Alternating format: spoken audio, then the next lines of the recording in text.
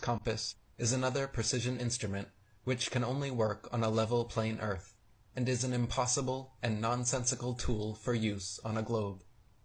It simultaneously points north and south over a flat surface, and must be held flat to work,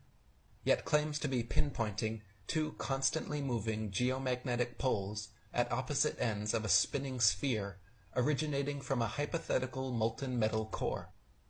If compass needles were actually drawn to the north pole of a globe, the opposing south needle would actually be pointing up and off into outer space.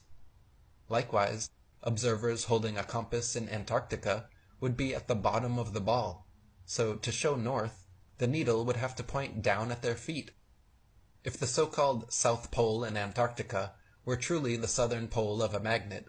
observers would be able to walk in a circle with their backs to the South Pole and have their compass needles show north being in front of them in every direction.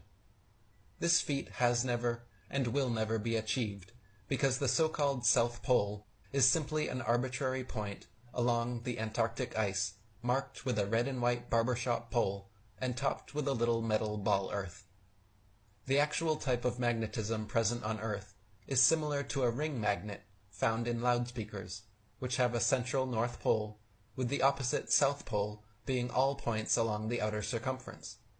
This perfectly describes the magnetism of our flat Earth, whereas the alleged source of magnetism in the globe model is emitted from a hypothetical molten magnetic core in the center of the ball, which they claim conveniently causes both poles to constantly move and thus forever evade independent verification at their two ceremonial poles.